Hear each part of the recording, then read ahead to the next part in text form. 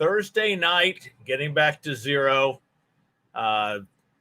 Welcome everyone. My name is Jeff, and it's a big weekend for me. I'm really excited. We're gonna have a lot of fun tonight. But this weekend is my son. We have 4 kids, and my number 3 is getting married. So we are in. My sister's coming in town tonight. Took my son fishing this morning, which we caught the world's smallest fish in the history of anything pulled out of the Ohio River. But we're having a great time. So it's going to be a big weekend, a lot of fun. We'll talk more about that on Saturday morning. There's, the weddings are always a challenge, but I'm ready, and I got everything in place to have an extremely successful sober wedding, which is going to be fun. So I'll get into that more on Saturday morning, but I do want to bring in, we've got, I'm calling her our awesome Aussie author tonight, is Margy Jackson. But first I want to introduce, I brought Peggy. How are you tonight? Good seeing you. Doing great. How are you? Good. I know that you have your book coming out. We're going to talk to you about that in a week or so. But I have, Margy has her book coming out, I Am Enough, which we're going to, so I wanted you to be here just author to author, and it'd be kind of fun to hear about this. But with that being said, live from, she says it wrong, so I've got to correct her. She doesn't know how to say Melbourne, but she lives near Melbourne, Australia, and she says it wrong though, but we'll work on that. But Margy Jackson, welcome. How are you doing? Hi, how are you? Lovely to see you. Thank you so much for having me. And it's Melbourne, not Melbourne. How many accents do you do? We were joking before. We've got the Australian one. Hello, who you going? That's the Scottish one. It's really nice out there today, is my British one. So yeah, I'll be Aussie tonight. It's like having the fun. I always wanted to have a twin in school that we could mess with the teacher with, and I think being able to do 38 different accents would be a total blast. So, well, welcome. Thank you. Lovely to see you. So glad you're here. I have not heard anything about your story. Peggy had actually mentioned, she said, you got to get this Margy Jackson on. Everyone seems to love her. And I have looked a little bit about the book, but I'm going to let you start from scratch. Real quick, how long have you been sober? I meant to ask you that earlier. 313 days today, actually. Fantastic. Yeah, and probably up there with one of the best decisions I've ever made. I in my younger years, I suffered terribly with depression and anxiety, and there's a lot of people who have. Yeah, I got the anxiety thing down pat. So, and as soon as I had my first drink, the anxiety just melted away. So. Yeah, so that led into quite a lot of years of alcohol dependence, and I have to say I was quite a high functioning person. So because I was a teacher, so we'll get into your story, but I want to hear, when did it turn from? I assume, like most people, it started off fun. Then for me, with the anxiety, it became medicinal and fun, and towards the end, it was strictly medicinal. I thought I was having fun, but that was a lie to myself. How did take us through your progression? I think in my younger years, I used to do it because the anxiety would be a lot less after I had a few drinks. I was also in a band for quite a few years, and interestingly enough, I didn't drink when I was performing. So that's quite interesting. I just thought there's no way I'm getting up on stage, half sobered and 6 apart and drunk for you Americans, and doing that. And being a teacher, I always found my job very stressful. And I would over the years come home, and I think I said to you before, first thing I do was go to the fridge and get a glass of wine. It worsened when my first husband and I were going through the motions of separating, so it became worse. Then I was a single mother. I just, it was just a downward spiral, I suppose. How old were your kids when you separated, if you don't mind me asking? My son was 7 and my daughter was 5 when my first husband and I separated. We were high school sweethearts. We were in the band together, and we got married quite young. And I suppose, over we grew apart, and things started to unravel. So that caused me to self-medicate, and it became a dependency.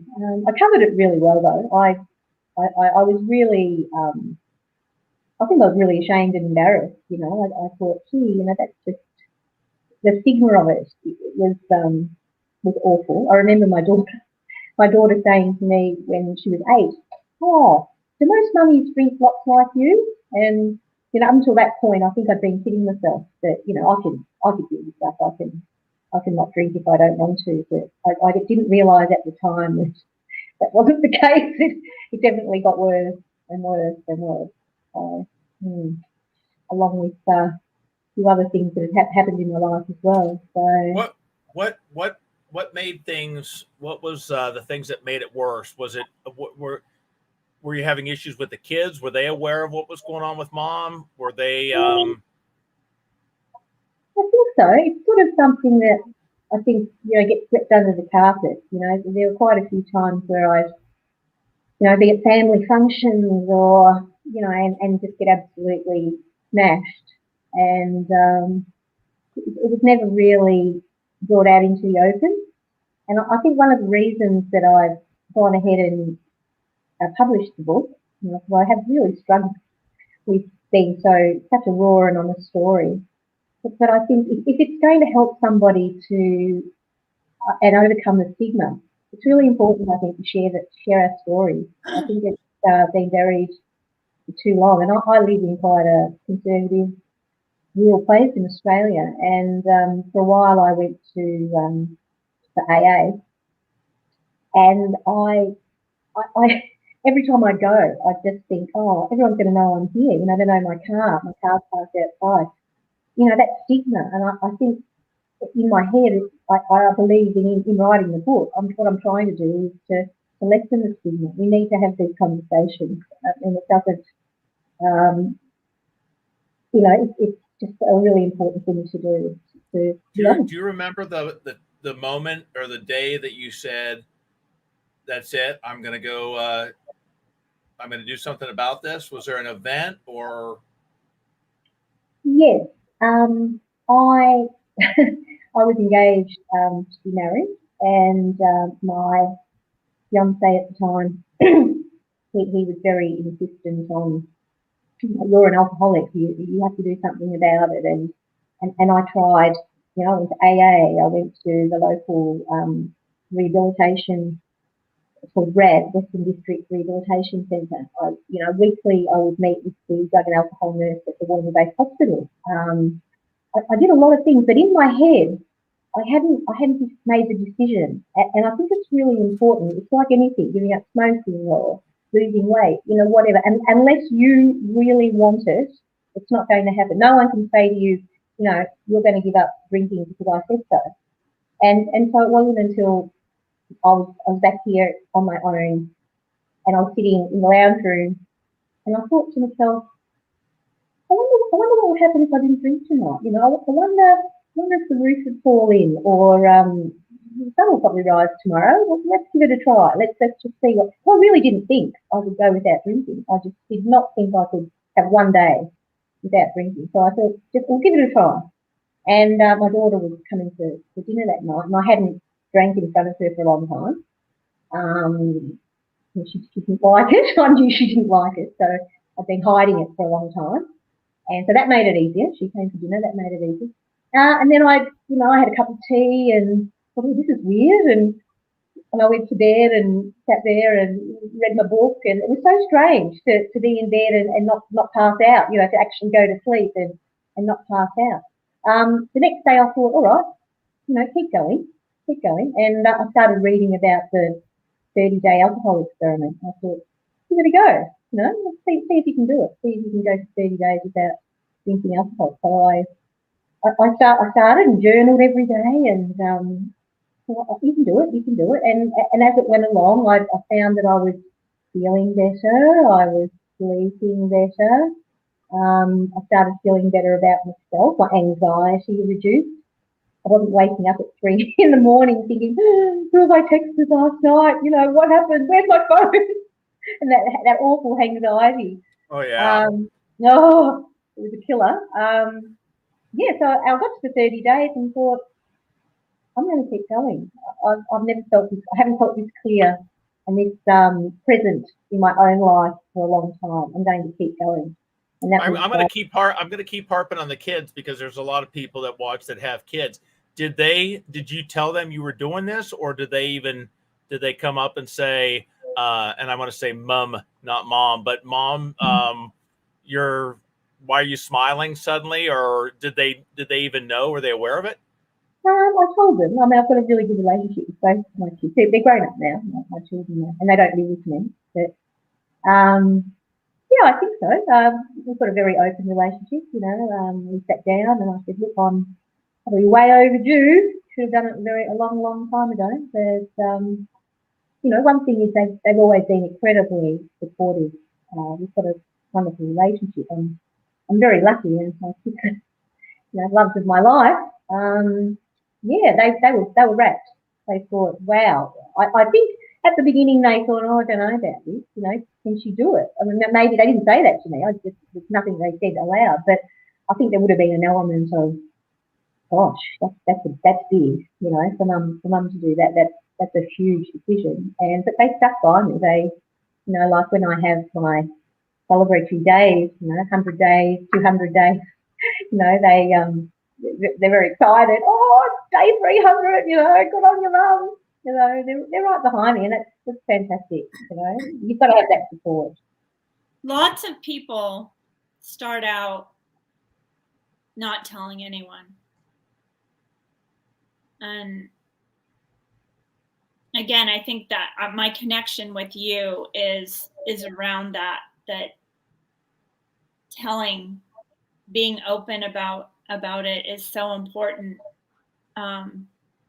Because I think many times if we don't tell people, we're leaving that door open that maybe we can drink again. And I knew in my own life that those doors were shut. Tell me how that happened for you. I mean, did you sit down with them? Because my story is very different.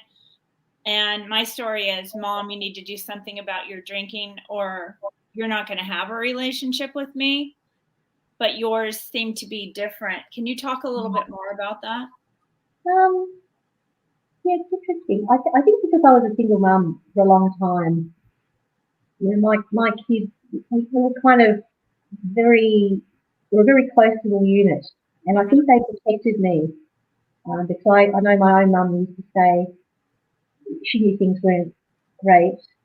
She used to try and look to my kids, what's going on with Margie? Is she all right? Like the family were concerned, but they never uttered a word. Like it was sort of like this cone of silence. I think they protected me from, and we never even talked about that. That was just, I guess that they were a bit ashamed and embarrassed too.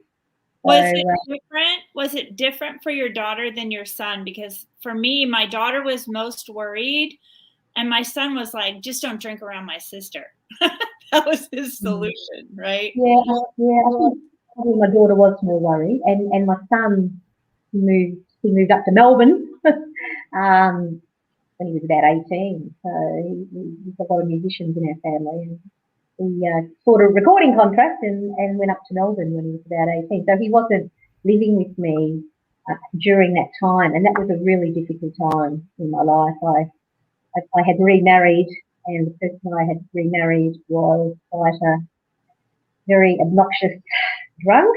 And yes, I think my daughter was incredibly worried about me. Mm-hmm. In fact, we went on a trip, and this before she must have been in the final year of secondary school, and we came back and we got delayed at one of the airports, and we had to wait for a flight home. And the first time she ever said to me, she said, "Mum, I'm really worried about you. You know, you know, not telling the family. You don't tell anyone. You've just kept this secret. And I'm really worried something's going to happen. And you know, unless you go and tell Granny, you know, my mum and the family, I feel like I've no other choice but to do that." And it was at that point I think I realised that, you know, this is, people are aware, you know, whether I like it or not. You know, people are aware that there's something not right, that there's something wrong. And I think at that point, you know, the penny started to drop that you've got a problem. Yeah, but it was a long time after that I, you know, that I really, it takes a long time for me, for the penny to drop for me. And so, yeah, it's a lot of, it's a very slow process, I think, and you've got to come to the realisation yourself. Yeah, you really do. I mean, I had a husband who, you know, decided that, you know, and again, he's very different now that he learned the science behind addiction. But it was, if you love me, you'd stop. If you know, if you know, you're weak of character, you know, not, you know, it was all like blaming me. And the more he bitched at me about the drinking, the more it went literally underground. So that's really when, you know, for me, the turning point was he shamed me so much. And I'm not saying he shouldn't have. What I'm saying is that once he started shaming me, I started drinking. I started sneaking it, and then it just was like a snowball from there, because I was drinking fast, I was hiding it, I was lying about it. I just was this human that lied about everything. So, yeah. How long did you stay married to your second husband, and was his drinking a reason that you split up? Yes. Yes, we were married for about 7 years, and there's a lot of domestic violence involved in that relationship. In the end, I left. I was the one that left the relationship. Yeah, it was. It was 7 years of hell. I talk about it a lot in the book, so I won't go into a lot of detail. Yeah, it was a really difficult time, and I drank to just cope. You know, I wasn't coping at all, and I drank to cope. We ended up, things got so bad that we ended up going to court, and he was charged, went to court. Wow. Some very, very difficult personal circumstances in there. Were you also working at this time, Margy? Yeah, I was. I was actually working two jobs. I was a teacher, and we built a new house that we'd gone totally over our heads with, and I had to get a second job to afford the place. I was working two jobs, and I had two teenagers. We lived out of town, so driving in and out all the time. Two teenagers who were in everything, so stress levels were pretty high, and yeah, I just drank to drown it out, you know, blur the edges. It was a really difficult time. And Margie, did you lose coping skills, or did you not have them and just hadn't been faced with anything that maybe led to the drinking? Because I think I was, looking back, I never developed coping skills. I was I think I was protected from things, my youth, that kept me from developing coping skills. So when I got into adulthood and life got crappy, that's when I didn't have those skills. Did things just change for you when you lost the coping, or? I think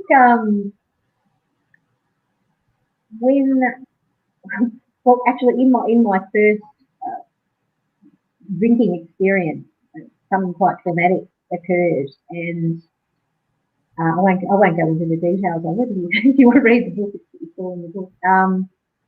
And after that, it led to feelings of, I didn't feel worthy. I felt really worthless.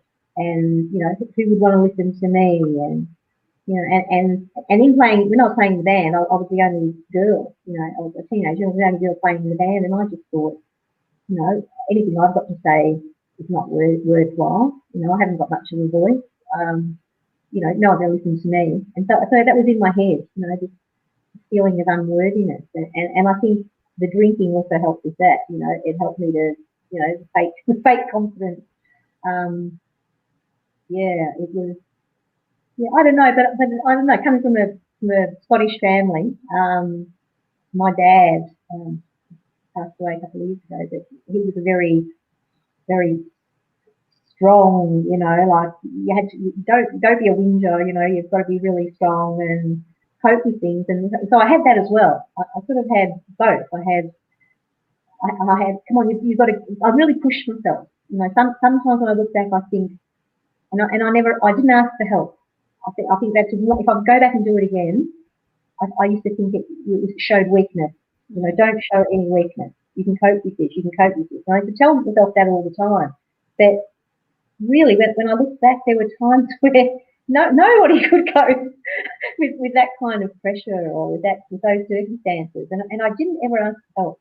And I wish I had, because there were times where there is help out there. And I hope in writing the book, that's one of the things. If someone who was me, 10 years ago, sitting there drinking myself to death in a really horrible marriage and getting beaten up quite regularly, if someone like that picks the book up and thinks, gosh, this doesn't have to be my story. I can change this. I don't have to stay in this shitty relationship and drink myself into oblivion. I'm hoping that, and I think once I've had these conversations with people, it's incredible how many people say, oh, yeah, that happened to me, or, oh, my sister, it's amazing the amount of people who go through things, but it's never spoken about.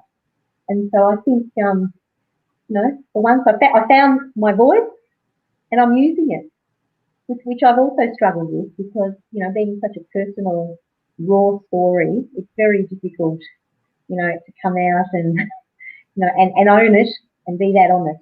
In fact, my editors, off the record, they've both contacted me and said, I've never read anything that's that honest before.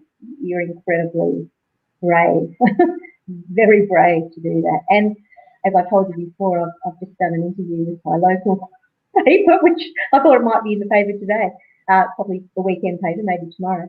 But I thought there's no going back now. It's all out there now, and I've got to be prepared to own it, stand by it. And there's a lot of freedom in that. In that honesty and in that and in just owning it, bearing my soul and saying, look, this is what happened, and it was really tough, but it hasn't defined me. In fact, it's made me stronger, and I'm never going to be scared again. I think there's a responsibility, right? That I'm a social worker. I teach for a university, and I have the blessing of my university to spread the word. Not everybody can do that. Not everybody's in your position or my position where we have that ability to be raw and honest. Some people would lose their job if they were raw and honest. Some people would lose their relationship, whatever it is. And I really firmly believe that at this point in our lives, that if we can talk about it and if we can tell the story, it's our responsibility to do it. And that's what I loved about, I kind of been stalking you, is that in a very positive way. Been stalking you too. Is that it's really important because not everybody has the freedom to tell their story. I have the blessing of my university. I have the blessing of my children. I was a little worried about my husband reading the book, and he did. And he just said I said the F word too many times in the book. That's the only thing that bothered him. And he wrote the last chapter. So it's kind of like you're already telling me, but what was the thing that inspired you to write your book? And during COVID, we've had 7 lockdowns here in Victoria, Australia.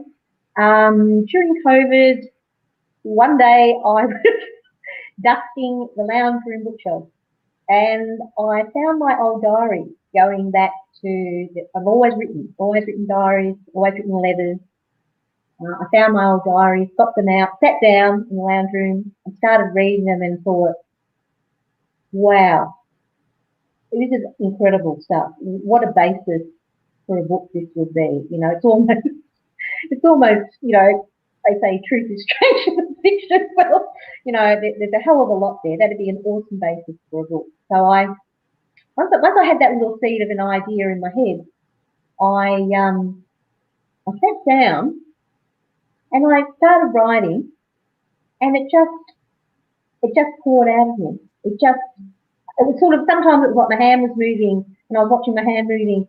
You know, I started writing it by hand to start with until my daughter said to me, Mum, that's going to take you years. You know, get onto the laptop.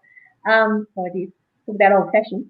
And so I started writing, and it just flowed out of me. The words just flowed out. It took me 37 days to write the original manuscript, and that's just, I mean, it's been edited a lot since then, but 37 days to write it was unbelievable. It was just the conduit that it was just flowing through me. It was an amazing experience. It was incredible.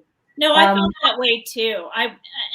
Again, we're a lot alike and very different. And for me, it was like this writing and recording of every day, whether it was horrible or good or days that I cried my face off. I think it's so important that we write it down. There's two things that happen. One is it just flows out of you, and it seems like it releases the trauma from your cells. Yeah. But number two, to be able to go back and look, like you said, it's almost reading someone else's story, right? That, oh my God, this really happened to me. Okay. And very true. My number one sobriety tool was, and Jeff actually does it too, is journaling. Journaling was probably my biggest sobriety tool, and it just happened to turn into a book. What did you learn when you wrote the book? You wrote the book, and what did you learn from writing this book? I learned that I do have a voice. I learned that, I used to think that I was, quite an insignificant little part of the world. And, and I'll tell you a story in answering it. When I'd actually finished it and it was going to go ahead and be published, I had a fair bit of pressure not to publish it because it's so honest and it's so raw. I live in quite a small community. Everyone's going to know it's me. Change people's names in the book, but it got to the point where I thought, okay, you've purged the story. It was very cathartic. It was very healing. I thought, you've purged it, put it in the bottom drawer. Just be glad that you've written it. And I was a bit sad about it. On that particular day, I was going downtown to the March for Justice, the movement, and I nearly thought to myself, I'm not going to.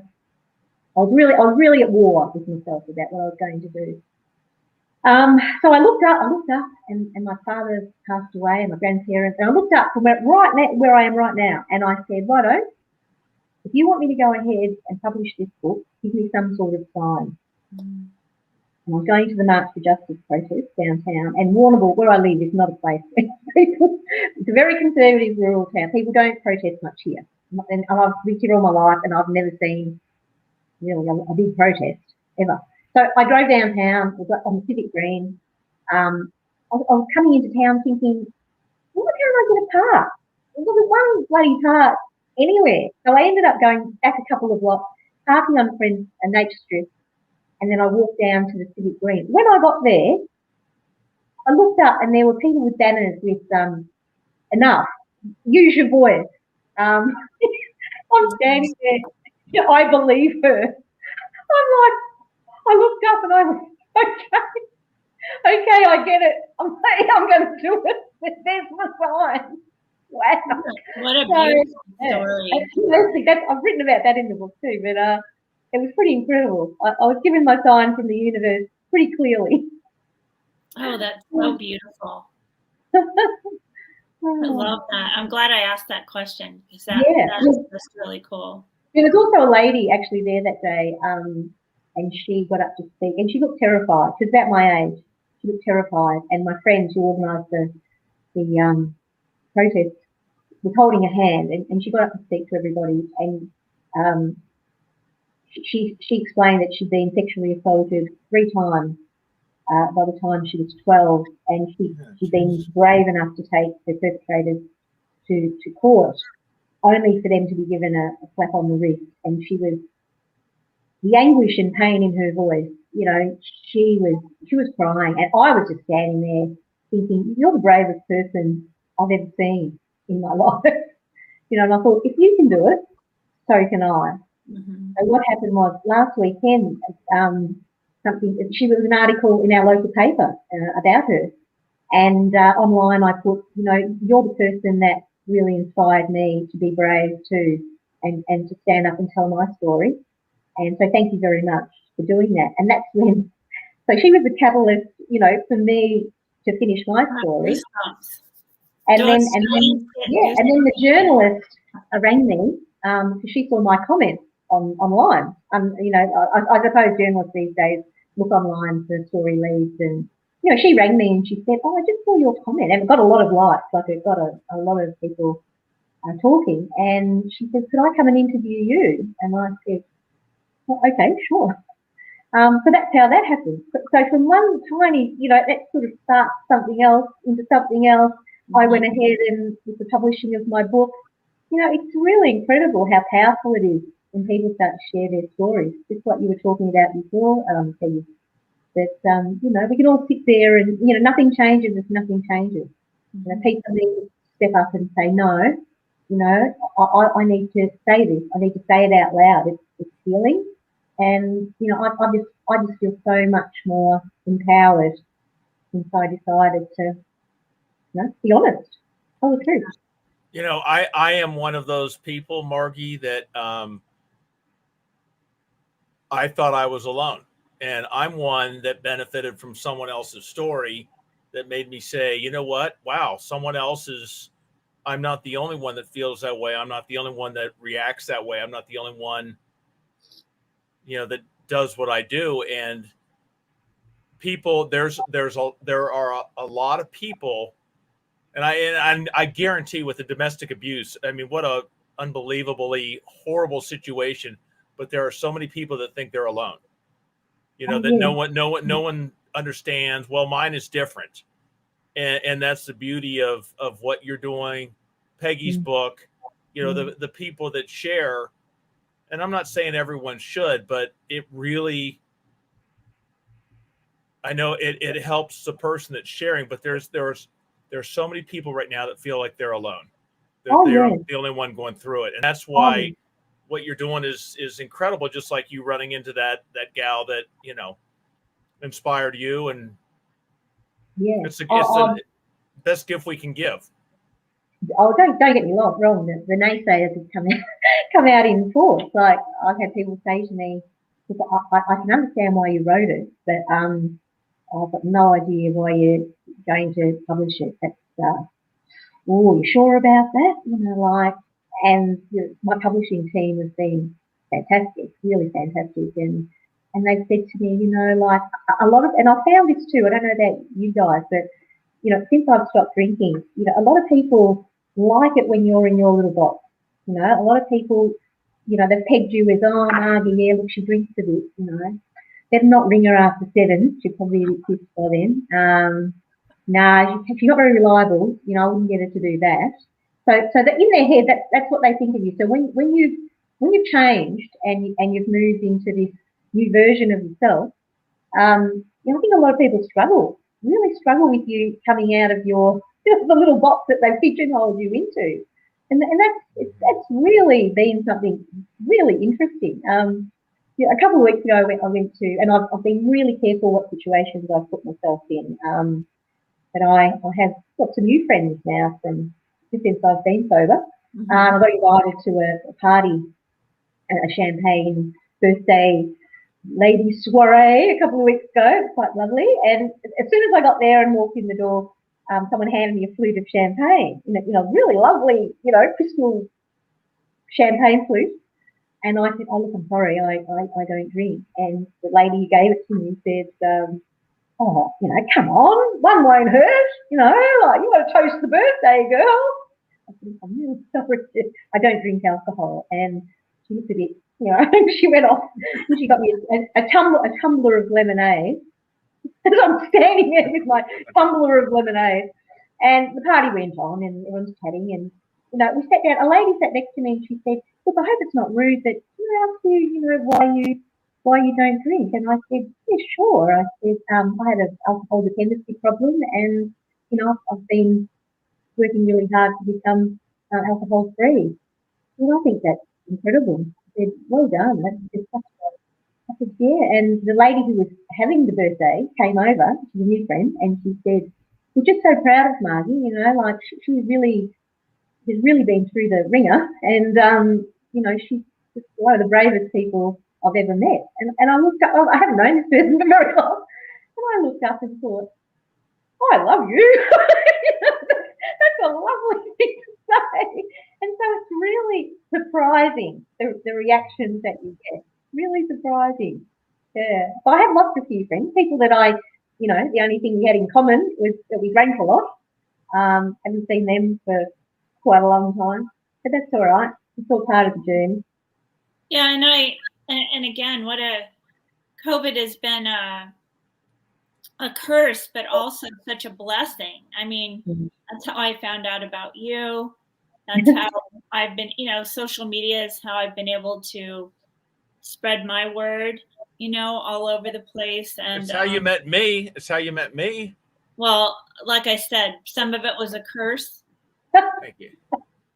The love, Margy. It's the love, Bit of banter. Yeah. Yeah. Margy, what surprised you the most about you wrote your book, you finished it. What surprised you the most about your book? You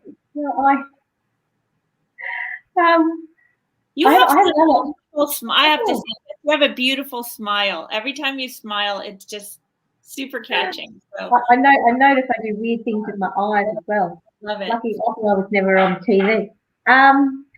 What surprised me the most? I don't know. It was just such a healing thing to do. I felt like I found freedom. I know that sounds weird, but the pink cloud experience. I felt like I'd walked out of a black and white movie into Technicolor.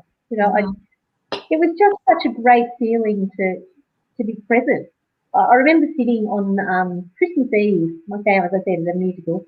My daughter was playing carols by candlelight here, and it was very strange not to have a half a bottle of Baileys and a few champagnes, but but I really enjoyed it. Really enjoying things, not because you're half pissed, but really enjoying it. I was looking around the room thinking, this is fantastic. Look at Mum sitting there in a little Christmas outfit. My mum's very lovely.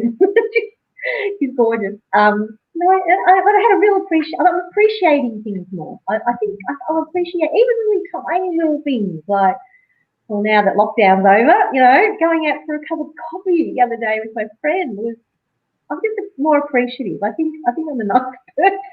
I'm not so cranky all the time. Yeah. Margy, what was your goal when you first decided to get sober? What were you hoping to achieve? Because when I started, my only goal was to not drink beer. That was the only thing I was hoping to get out of it.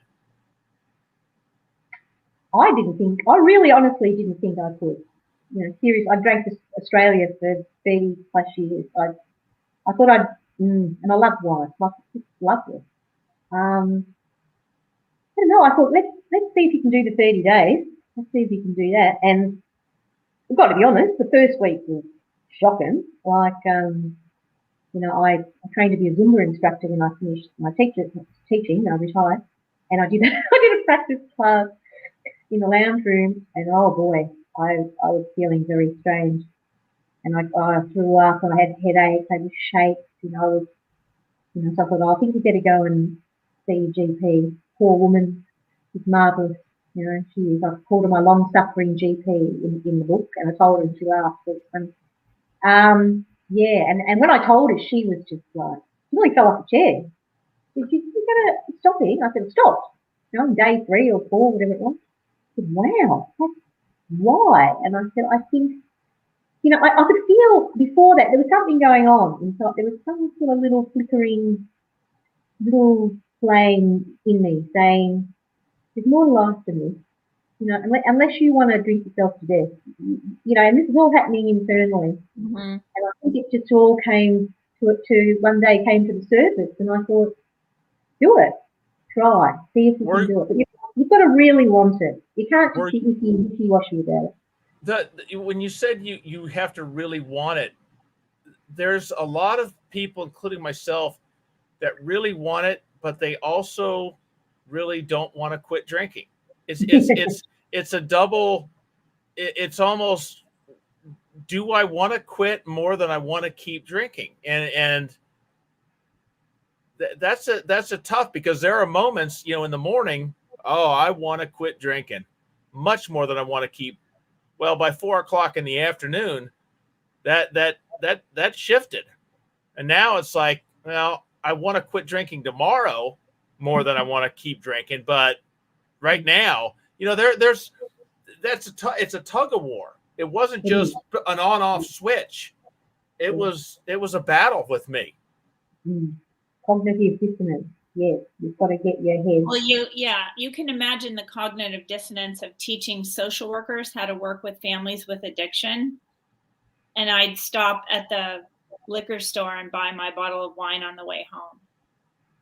That was cognitive dissonance. So did that eat, Peggy, I know this isn't about you and we're doing this another time, but did that eat you up with why am I? Yeah, that was, it's kind of what Margy says about the flame. That was the flame. That flame was always burning. Like, what a fucking hypocrite you are. And again, I didn't have this drinking issue, all my life. It was just the past 10 years. And, again, my job was very difficult, and I worked with child abuse, and we didn't have anybody to talk to about it. And I'm sure Margy's seen her share being a teacher, and, for a lot of our kids, teachers are the only safe place they have. So I think I have an affinity for teachers as well. I think the difference between, and, I feel a little bit more aligned with Margy on this, is that I almost was grateful that my daughter said, "Mom, you need to do something," because I knew, I've known for the past few years I needed to do something. And when she said that, and I had a weird experience where I got down on my knees, and this voice said to me, you're done and you're going to be okay. That was it for me. I haven't had those, those like, oh God, I wish I could have a drink. I mean, there was the cognitive dissonance about, I had shame. I hated myself. I couldn't stand myself in the beginning. Like, how could I do that to my family? How could I do it to my grandkids? But I was done. I mean, that was a gift for me, that there wasn't a, oh, I want to drink again today. It just went away for me. What about you, Mark? I'm the same as you, Peggy. I was done. In my head, I just knew that was it. It's a very difficult thing to explain. And in the lead up to totally stopping, my fiance and I had separated. I'd lost my home because of drinking. My dad got sick and he passed away. And by that stage, I was drinking a lot, just to blot it out. I thought it was just, and I just knew. I thought, you can't sustain this. Your body can't sustain this amount of alcohol. And I was having to drink a lot to even get any sort of buzz at all. I could seem to be quite sober, and I drank, a bottle of wine and was halfway through a bottle of vodka. Like it really got to the point where, it wasn't good at all. And so I think, I don't know, I'm a bit like you too. I just knew. Mm-hmm. But I could feel it coming. I know it sounds really no, I can feel it. I can feel it. I could feel it coming. I knew the day was coming. And it was such a relief in the end, I think. And yeah, no, I won't ever. I love that you say that, because it was a relief for me. Like, my family was like, sure, she's not really serious. But I had this peace because I knew I was done. Like and I knew that they weren't going to believe me, because I'd had lots of periods of sobriety before. I'd quit for the 9 months before my daughter got married. But all it took was to drink at the wedding to go right back into it. So there were a lot of periods where I did not drink, just to prove it to myself. But I did no work. I didn't write about it. I didn't process it. I was doing it, and then, my husband and I would go to Hawaii, and he'd have a Mai Tai, and I had daggers, right? I hated his guts. I hated his freaking guts, and he knew it, right? So, I didn't quit. It was that typical dry drunk, right? And then really it got to the end where I said I wasn't drinking, and then I was just drinking anyway. I'd just go over to the ABC store and get my little thing. So, I feel like it was such a gift for me that I still just think about that day all the time, but not in a way where I got busted. It's just like, thank God. Because I didn't, like what you said, Margy, I didn't know how to ask for help. And my husband certainly didn't love me through it. He did eventually, but he wasn't loving me through the process. So I didn't feel like I could ask for help. I didn't feel like if I went to him, he would have just said, quit drinking. Yeah. Margy, what was the thing? Because you mentioned AA, but it sounded like you weren't. That wasn't the end all. Do you remember what it was that was your biggest? I don't want to say tool, but your biggest success of making this thing work? It's interesting. The AA, I went to AA for about 2 years, and I'd buy wine on the way home. I mean, look, I know AA. No, and that's fine. I'm an AAer, but I just find what works for you is all I'll ever say. But do you know? It wasn't my thing. It's interesting. I wasn't ready. I wasn't in the right headspace at the time. I was in a relationship, and it was basically, it's all about me. It's all about me. It was. Yeah, Was it a book? Was it a podcast? Was it someone? I picked up Annie Grace's This Naked Mind, and I'd read that a couple of years ago, and it stayed with me. I really liked her non-preachy sort of, and the way she explained, addiction, and it made a lot of sense to me. I just thought I like this approach. I think, I've watched her a couple of times online. And I thought, you seem like a normal person, and why not? And then it got me into an online forum, and I think they're not going anymore, called Club Soda Alcohol Free, which is a British. My cousin was struggling a bit, and she got me into that, and I met a few people there, and I started talking. So it sort of started small, and then, read this book, read that book. I'd have to say Annie Grace has really made a big impact on me. It changed my husband too. My husband read Annie Grace, This Naked Mind, and it completely did a 180 on his, because it's got enough science in it for a financial analyst to really, and he also read Alcohol Explained by William Porter. I read that. And those two books really made a difference for him. Yes. In fact, I just emailed Annie Grace just before I came on today. To be honest, I'm having a bit of a chat with her at the moment. Can't say too much about that right now, but yes, that would be very fantastic if that happened. But yeah, no, she was a big player in Mine my too. life. Made a lot of sense to me. I mean, AA is great, helps heaps of people, but it's not the only option. And you know, in my small, there's no anonymity here where I live. I mean, you go to AA and there's Margie's car. She's at an AA meeting.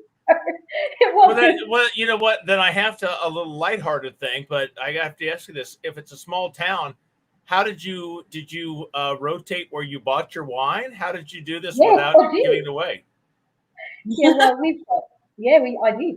I don't know about America, but you probably don't. We have Aldi supermarkets here, and yeah, there's about 2 in town, so I'd alternate, so I wouldn't go to the same one too often. And then every once in a while, I'd throw in we have drive-in bottle shops here in Australia too. I mean, really, that's one thing. Since I have stopped drinking, it has really been huge to realise that alcohol is everywhere. It is unbelievable. It is everywhere. I've got a Dan Murphy's. I don't know if it's like an alcohol supermarket. It's not far from here, and I walk past it nearly every day. It can be Monday morning, Friday afternoon, Sunday at lunchtime, and the car park is always chock-a-block. Like, it's always packed. And I think, that's the supermarket just for alcohol. There's no food or anything in there. So it's staggering, you know, the amount that alcohol is everywhere. That's one thing I've really, really noticed. Yeah. What I've really noticed the past year, maybe a couple of years, is this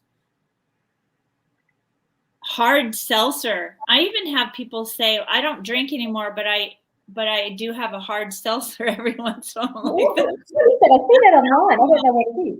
So it's like, I don't know if you've heard of White Claw. Yeah, I did the other day. I asked someone what that was. Vizzy. It's a vodka pop thing, is it? Truly. Yeah, Truly. So they're seltzer with, and really I remember, you know, I can tell that I'm older than you, but I remember we had wine coolers.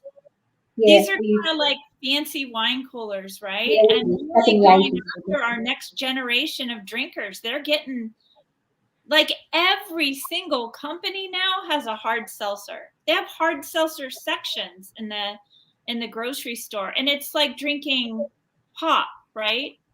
Yeah. I don't know how I got off on that tangent, but it's interesting though. My daughter, she's 28 next week. She doesn't drink at all. Probably because of me. But yeah, no, she doesn't drink at all. Never has. So I think the younger generation are wising up to it a little bit. That, you know, the dangers of and especially I guess seeing what happened to me. Yeah, it's in my family too. Like, it is on both sides. Alcoholism on both sides of my family, and I had an aunt who who committed suicide. She long time ago now. Yeah, so it's always been there, lurking in the background.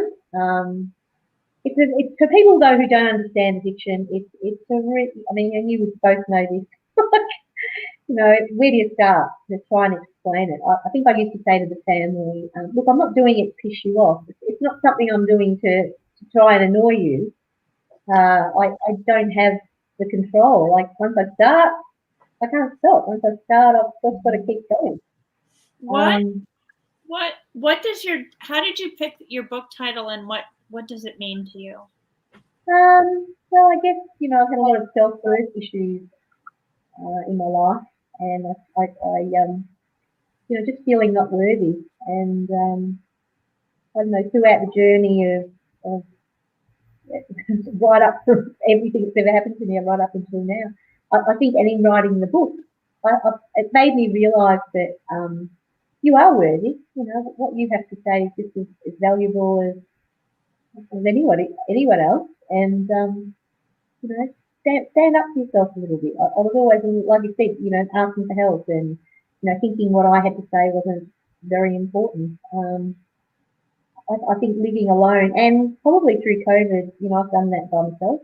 That was really tough, and I did a lot of soul searching, and I realised that you know, you have got a lot to give. You have got a lot to say. So, be a bit kinder to yourself. Be a bit nicer to yourself. So that's where the title came from.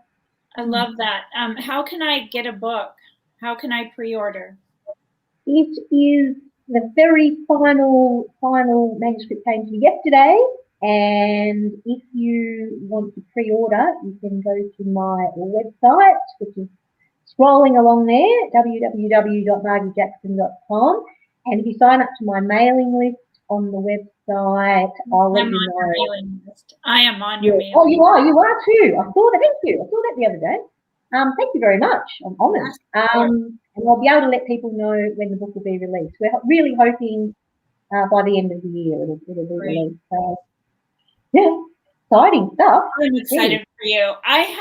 This is something I do, and then Jeff may have a closing question for you. Your favorite food? We heard you're a real foodie. Vegemite. It's the only thing I know. Vegemite sandwich and meat pie and sauce. Yeah. Well, the only the band you're in has to be Men at Work. I mean, that's I figured you were Yeah, Men at Work, good band. I've seen them before. Actually, way back in the day before they became famous in the 80s. I went to see Men at Work. Shows you how old I am. I don't really probably have a particular favourite. Love seafood. I live in a seaside place, so we have lots of yummy seafood here. I make a pretty good lasagna, Margy's world famous lasagna. And yesterday I did my slow cooked roast lamb, which was very nice. We have lovely meat here in Australia. I'm not a vegetarian. Not giving that up either. Favorite movie? Oh, that's a tricky one. When my kids and I, we just love Back to the Future. There's just something about time travel. I love time travel movies. I just think, that's so great to be able to go back, and I'd love to have a DeLorean and go back in time. That would be awesome. The Notebook. I'm an incurable romantic. Love all romance. Never happened to me, but oh well. I'm not dead yet. Yeah, The Notebook, Back to the Future. I love a good romantic comedy. What's one of your favorite places to travel? Oh, I've travelled very widely over my lifetime. My parents are Scottish, so I've been back to Scotland 3 times now.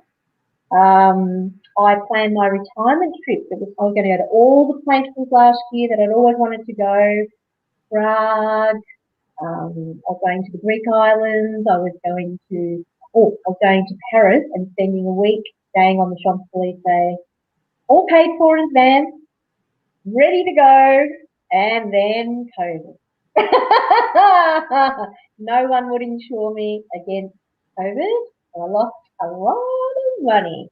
Oh, wow. So I'm hoping on my future book tour that I can go to these places.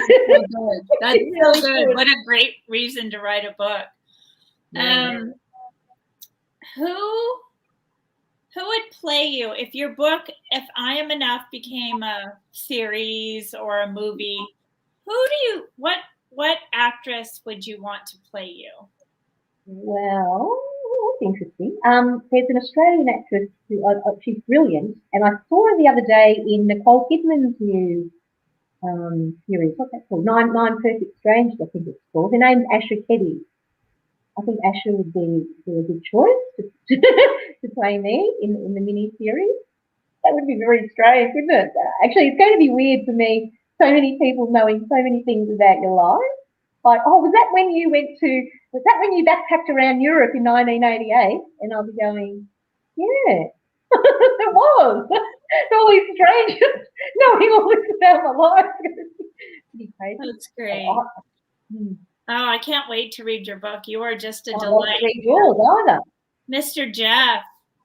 The only thing I want to know is your band going along with Peggy's questions, American music, who were your favorites?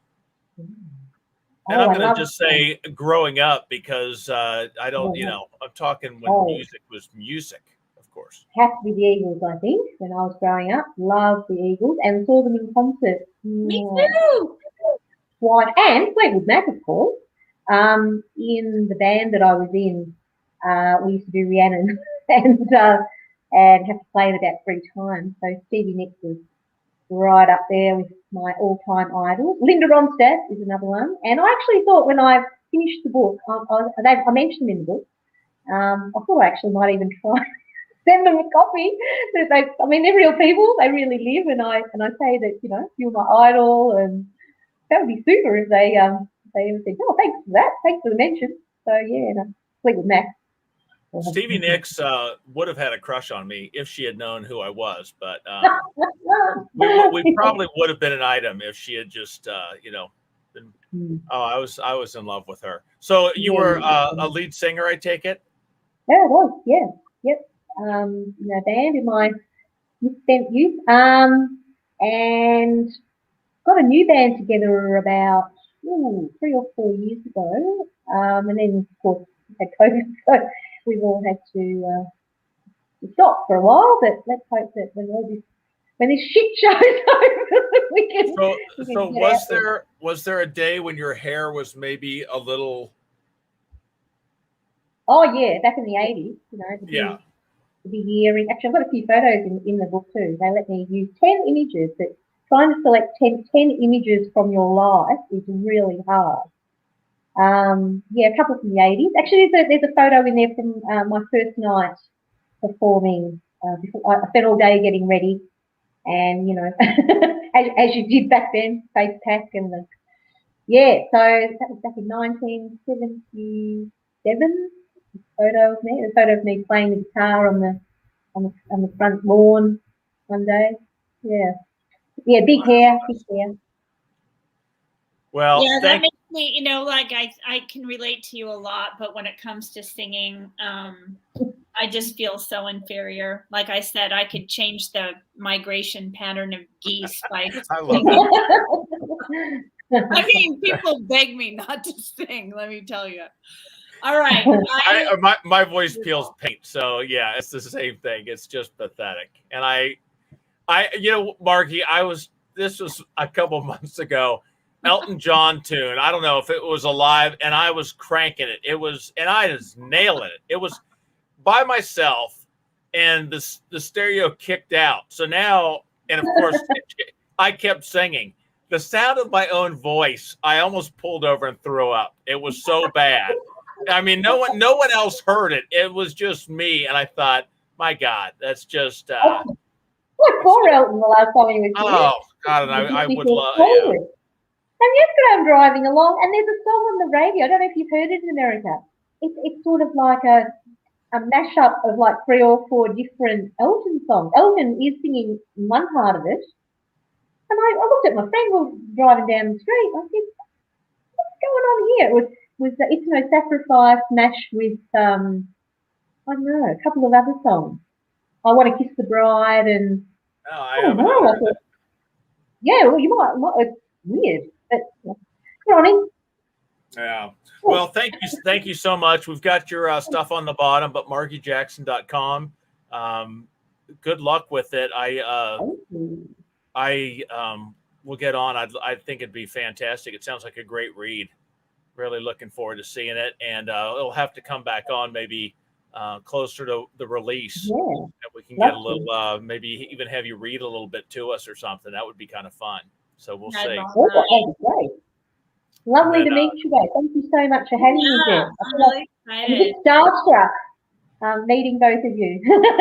I am starstruck meeting you. So I am very excited.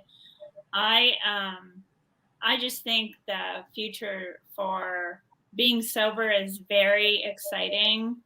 And I feel so cool to be part of the process. Nothing I ever said 5 years ago would be an advocate for being sober, but hey, just glad I'm here. So thank you so much. Yeah, lovely to meet you, Peggy, and lovely to meet you too, Jeff. Well, hang on for just a second. We will be back. We have Lindy from TLC that you know. Lindy's going to be on. She's mother of 5 that has unbelievable story. We're going to have her on Saturday morning, so I'm very excited about that. And then I'll be off to so Friday night rehearsal dinner tomorrow night, and then the wedding on Saturday. So this is going to be a great weekend. But thanks for kicking it off, Margy. So hang in, everyone, and we'll talk to you Saturday morning. Take care. We'll see you.